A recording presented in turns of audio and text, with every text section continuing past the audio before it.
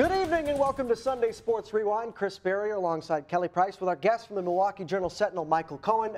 Guys, we need one more excuse to eat some cheese this season. What better to do that than cheese and Packers? And now I want to start tonight with our first cheese. That would be the Gouda cheese, or shall I say the Gutekunst cheese, right? If nothing else, once and for all, that'll teach you how to say the Packers' new general manager's name. It is Brian Gutekunst. And Mike, let's talk about him. What do we know about this guy? What does he have to do here in this offseason? What are some key things that he's going to encounter, and what might he do differently than Ted Thompson?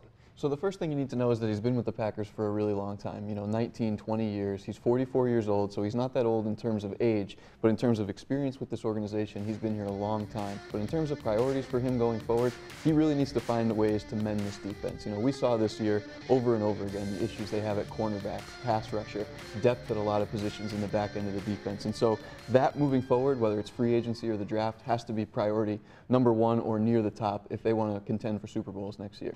105.7 The Fan interviewed Mark Murphy earlier this week, and he said that Aaron Rodgers' injury was a catalyst to a lot of these changes we've been seeing in the front office and on the coaching staff. How big was it, one, that he made this admission, and what message does that send to the team this offseason? Well, I think there was going to be some element of change regardless of what happened. Even if they made it, almost to the Super Bowl, I think there probably still would have been a change at defensive coordinator just because things had sort of gotten stale under Dom Capers. But I think the fact that Murphy was able to admit that Rodgers' injury prompted some of it pretty much tells you that until that point in the season, the Packers weren't necessarily concerned about a lot of things, and it wasn't until immediately it went into a cliff dive that things started to accelerate, and there was a little bit of a panic down the stretch. You guys, our middle cheese here, I forget what it's called, but it's got a little hint of raspberry to you. It's a little kick that'll leave you sweating. In the meantime, let's talk about Mike Pettine. You like that transition there? Again, these cheese puns will help you learn how to say the names. The new defensive coordinator, Mike Pettine, not Pettine. Mike Pettine, what do we know about him?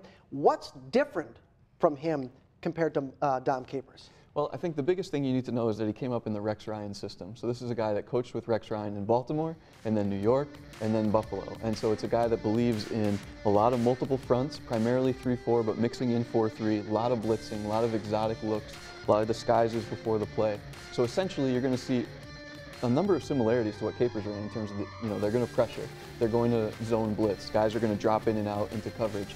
But what you're going to see more of is elaborate looks, things that look exotic, things that look one way before the play and then completely different when the play begins. So why that's important is because it puts a lot of mental strain on the players. Guys that could thrive, well, you're talking about players that are really, really good at making quick decisions, or players that have really good football instincts. So I know that Demarius Randall was a guy that people questioned a lot, but when it comes to football instincts and athleticism, he might be the best guy in the back end of that secondary. A guy that would struggle could be Josh Jones. We saw a number of mental errors this season over and over again, whether it was blowing a coverage, not knowing who he was supposed to be on, or there were even plays where Clinton Dix had to physically push him where to be before the snap. So that could be on the other end of the spectrum, a guy that might struggle with the mental load of this defense. If the Packers are able to pull it off, I'm sure the Packers fans will have to see something exotic, as you said, on the defensive side of the ball. On the offensive side of the ball, Joe Philbin is also coming back to Titletown.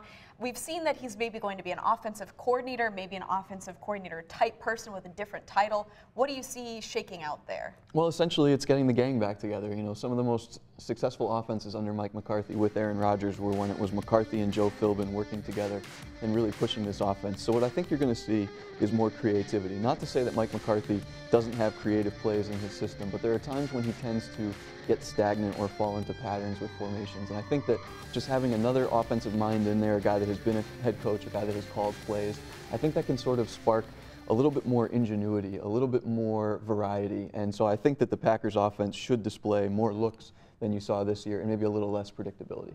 Well, Michael, as we get closer to the draft, we'll be sure to bring you back in here to eat some more cheese. For the meantime, enjoy the off season, my friend, and thanks as always for stopping by with your analysis. Thank you. I appreciate it.